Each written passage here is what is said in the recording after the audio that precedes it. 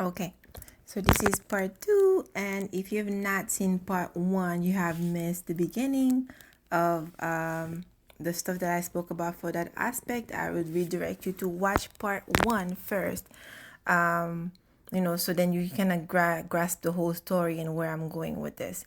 But for part 2, right now, I want to talk a little bit more about the archetypes at play here.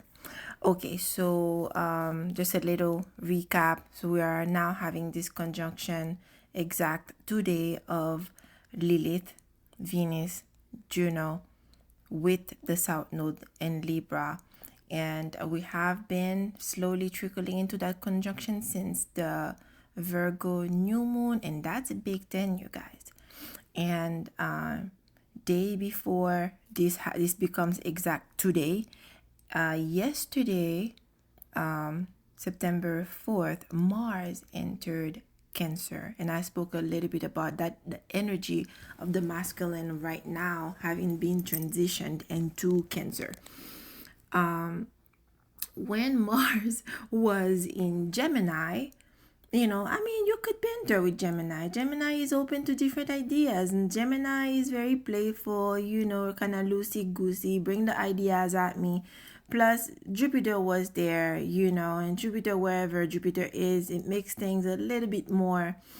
There's a lot going on, but it's still all good fun, right? But now this conjunction is happened. The feminine, different archetypal aspect of the feminine energy, and I'm avoiding saying the word divine feminine for this particular video is because divine feminine for me is pretty much the whole pie, right? Is, I would say, to the quintessential Gaia, which is way outside of what we are, because it is what we're striving to be once we finish our journey, right? But within that aspect, the journey continues before we become that overall finite quality of that divine feminine. We have to, in some ways within ourselves, master the different faces of the goddess based on what is well suited for us, and that will be something that you would be drawn to based on your own astrological map. And for that, for those of you who really want to get into that, you would have to study and have a good grasp on your moon sign, and where it's located, what sign is located. And if you really want to get techie with this, you might even study the degrees, but that's advanced teaching and advanced learning for, if you're just starting out on this, and that's probably just stick to just the sign and the house. And also you would need to understand, you need to see where your Ceres is, which is your mother energy, and then you will find out, you'll need to also understand the energies of your Venus and the natal chart. Okay, and I would even go as far as understanding what your Juno is, which is the wife, especially if you're not somebody who's following the virgin path, which drops me right into what I'm trying to talk about for that second audio, part 2 audio. Now, I mentioned before in the first part that Libra is associated with certain goddesses. We have Libra is associated with Justicia, Lady of Justice, and Astrea, and they are one and the same depending if you're looking at Greek mythology or the Roman mythology. And then we have Athena and Minerva. Again, same thing. Both are considered a goddess of wisdom, warfare, and strategy. It depends on if you're looking at the Greeks or the Romans. And then, of course, we have Venus. Because the Libra is ruled by Venus, which is pretty much the maiden face of the goddess, because Venus is fun loving and just want to keep the charm going and appease all parties with her charm, and Athena would want to talk strategy, also is a diplomat, if you're thinking about somebody who has the wisdom of warfare, that sort of thing. And then we have Astria and Justicia, which is the Lady of Justice, pretty much trying to keep things in balance so that we both party end up benefiting in some way. And then if we do have losses, then we do end up having the same amount of loss, or at least that's the idea. But we all know this is just not the way it works out on the day-to-day human life. If someone's winning, oftentimes someone's losing.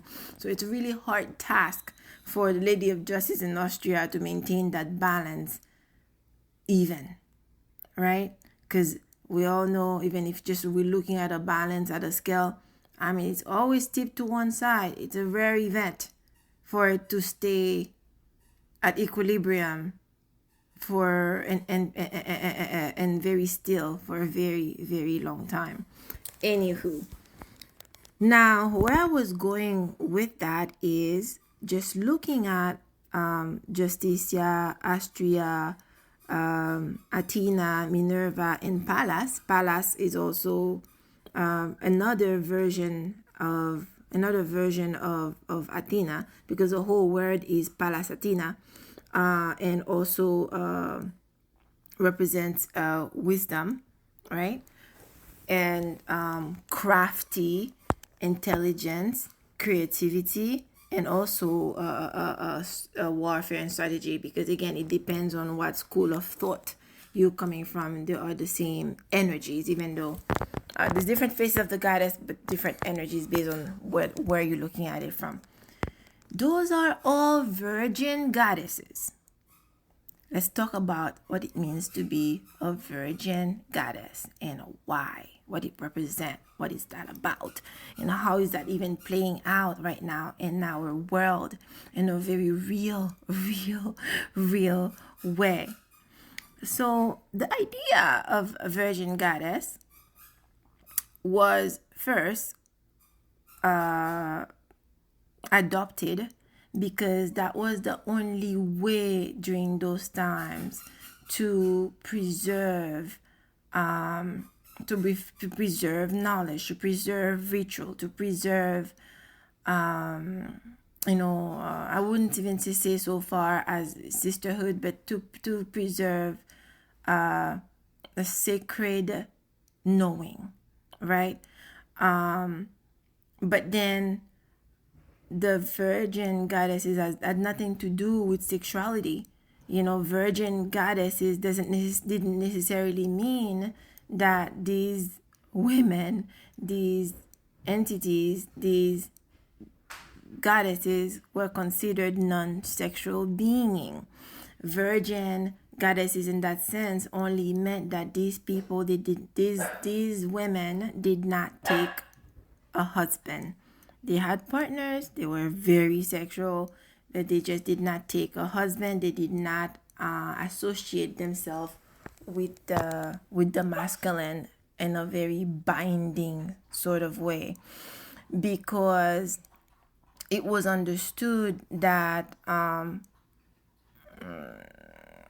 in certain ways you are compromised, when you are in the relationship with the masculine. Is because, well, we're just not about the same life. Like if you ask a woman in relationships, and I'm bringing relationships since the whole thing is Libra, associated with Libra. If you ask a woman in relationship what would make a successful relationship, she would tell you having a good family that she, that is growing, that is doing well, having her children, and protection of her husband, everything is. So there's security, there's protection, and my kids are doing great, they're healthy, right?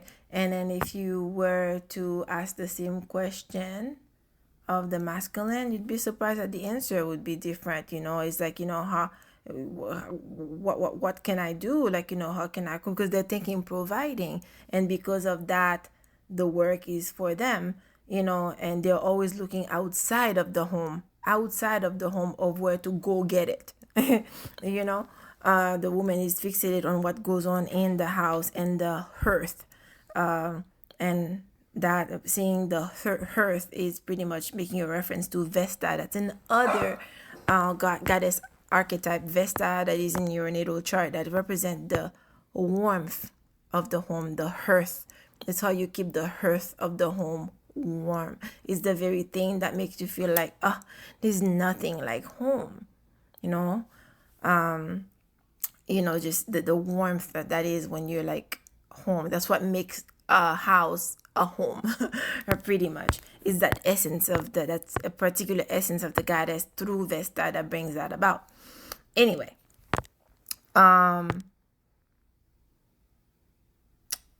so I kind of lost my train of thought for a second here. But anyway, so those virgin goddesses, they were trying to preserve, because once, and honestly, that is how the feminine became divided and have all the sisterhood, really, is because, well, we had the women who are like, protecting sacred knowledge and saying, okay, well, we know these things. Those are knowledge that we're not naturally tapped into. But then the women who took up husband, who had their partner, they were very interested in sharing with their partners and with their sons, and so they could also have knowledge and stuff like that. But because of that, just the masculine with its seeking of power, and that is something that is very much built in the masculine, right?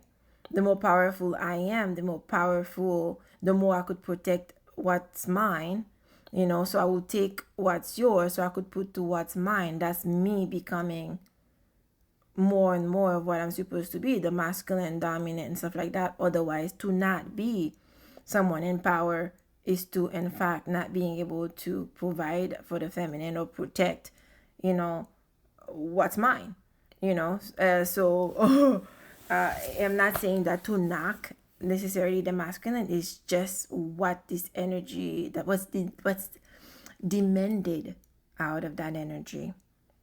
Okay.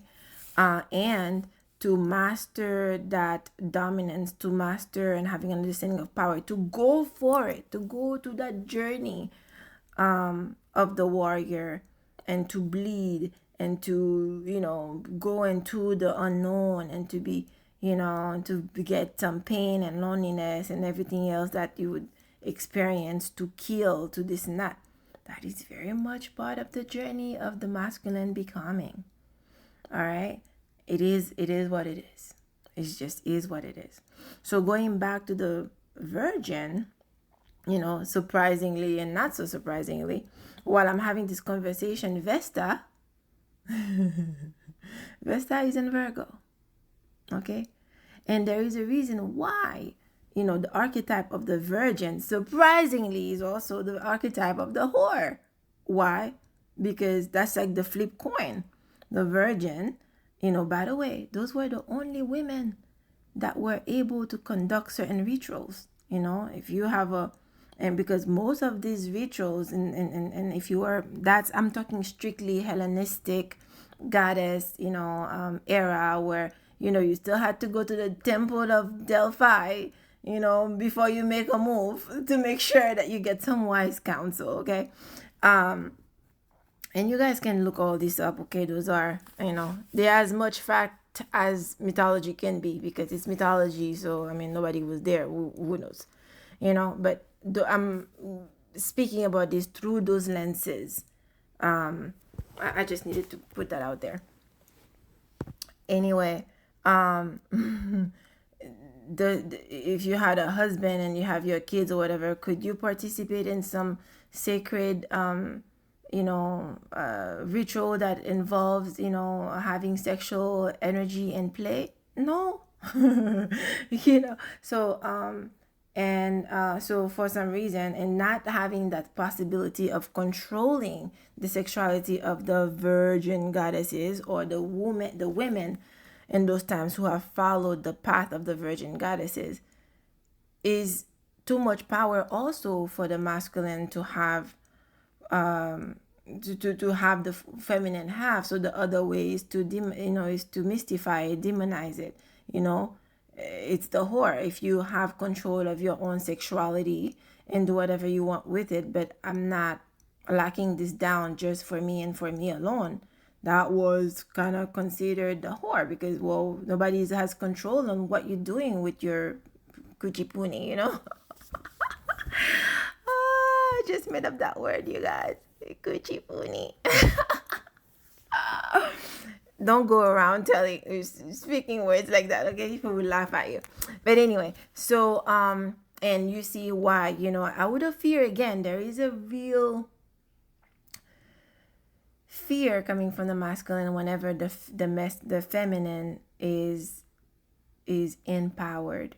Is because when you come from something, you already know, and in your even deep in your psyche, that if I come from you, can you terminate me? Can you and if you decide, since I come from you, it's necessary for me to continue that line. And you could see, like, even the masculine expression has a real obsession with birthing. And even, like, in the dark masculine aspect, and the wounded masculine, we have men who would actually impregnate a woman as a way of control, who would actually make sure that you have several children by them, because they know this is a way of keeping a woman dependable. And you guys know I'm from Haiti, and where there are different structures that are not available, and you see that happen often, where if you're in a poor country and the man provides, the more children that this person have for them, that's the more you depend on them. That's kind of a way of kind of making you stay put, pretty much. And that doesn't mean that the man himself would be staying put, if that makes sense. Talking about balance, Astria, that is not balance at all. But anyway, to go back to what I was saying about the goddess, all the goddess being virgin, there was an understanding at the time that you were compromised, really, once you start having having someone having dominion on your sexuality, because you're melding this energy with that one person and one person only.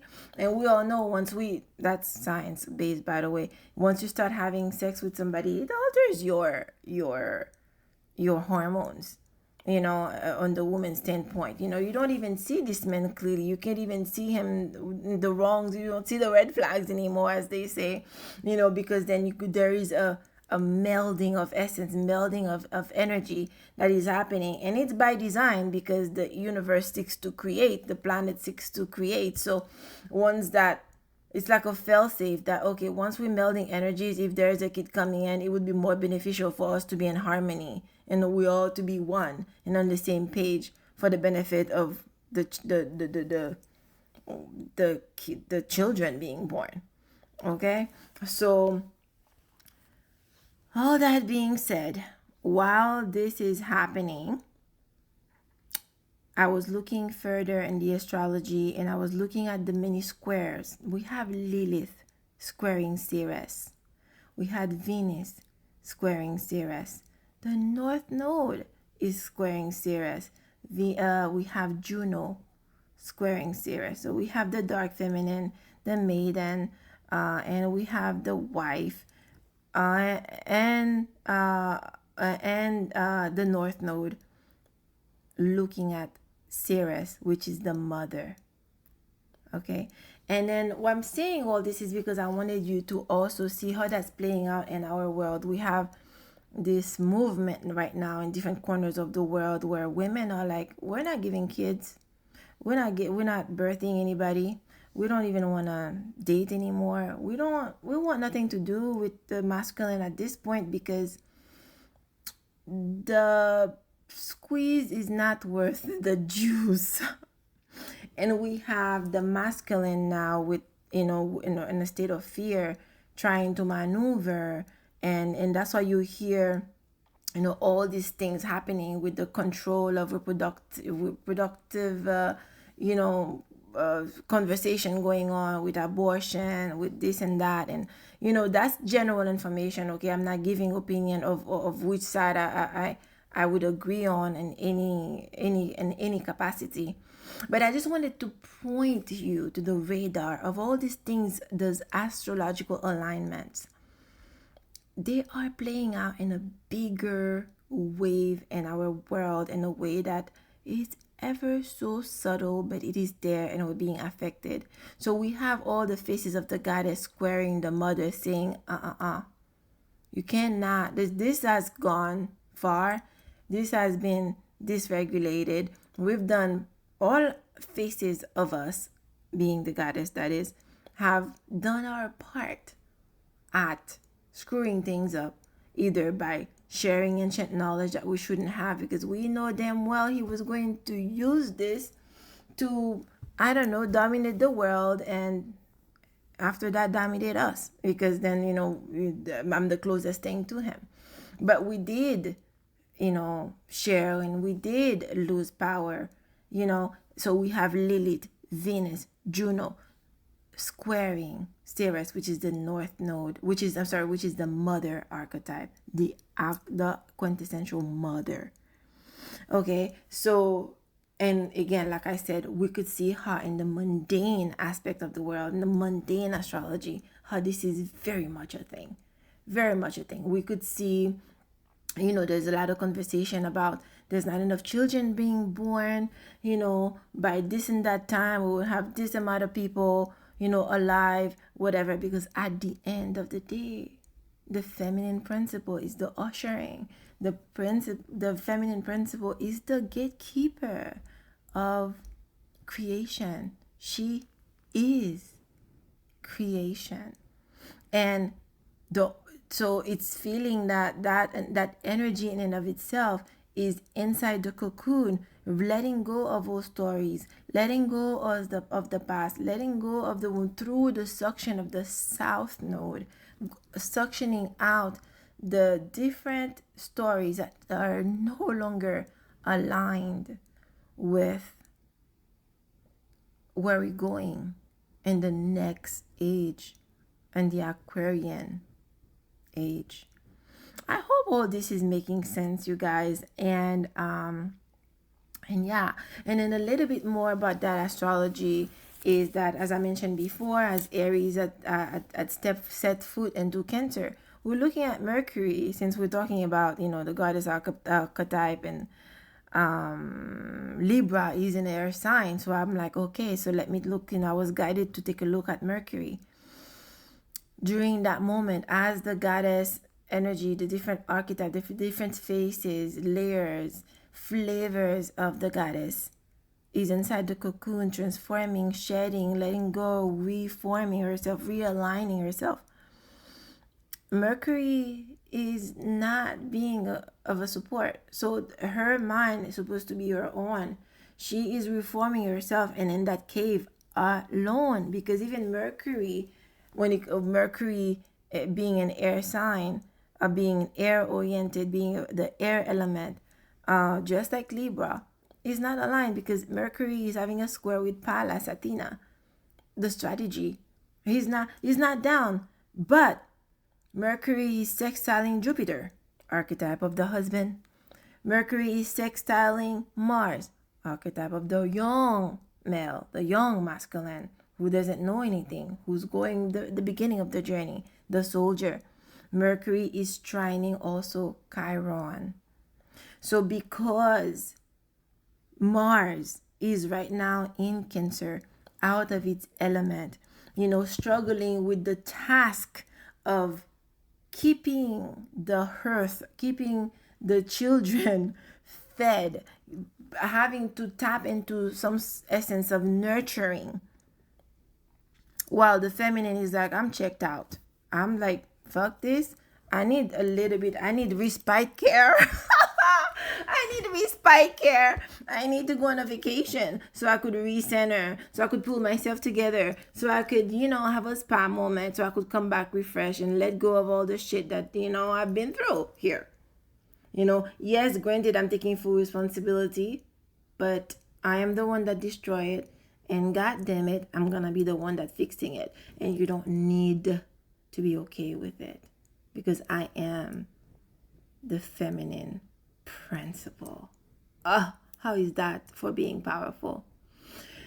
Anyway, so Mercury is supporting the masculine, because where like I said, the kindergarten cop is losing his shit in the classroom with all these snotty kids, asking all weird question or whatever, and it's not really a safe place, like I said, and when there's machetes and swords flying around, because we have the samurai in the kitchen, is this a place you want the kids to sit there trying to taste the food while you're cooking? The kids are standing there watching. It's entertaining, but it's like, children, stay back. There's machetes flying around and everything. There's an anxiety. It's not a safe place. Masculine, of course, is being careful dealing with children, but I mean, he doesn't know any other way. So there's a discomfort there. And Mercury there is actually counseling the masculine for patience. But the beauty of all this, and I love astrology because it gives you, once you understand the language and you could decipher what's going on, it just gives you so much perspective. Because at the same time, we have Mars in Cancer, and we have a Pluto having a conversation with Mars while he's in that uncomfortable position. It's almost like saying, and Pluto see all things dark, and Pluto is saying, I bet you didn't understand how difficult that was for her. I bet you thought just being in the kitchen, with the children all the time was easy breezy, lemon squeezy. Now you could have a better understanding of why she needed respite in the first place. Now you would have a better understanding of the level of the task, how much it takes from her to give this much of herself in the archetype of the mother, in the archetype of the wife, in the archetype of Venus. And I think there is something beautiful about it. Not that the masculine is sit ready and is to be, oh my God, I understand now. Actually, the masculine is, because Mercury was just in retrograde. The retrograde happened in Leo and Virgo. Okay, Leo, as I mentioned from the first one, that's the king, but not necessarily mean the wise king. It's Leo is only the fifth sign of the zodiac.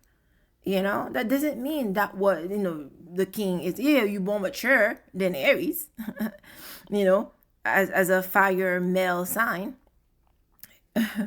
But that doesn't mean it's the wise king yet. The wise king is the crazy, king who will do all the bad stuff and pillage and rape and stuff like that to conquer at first. All right.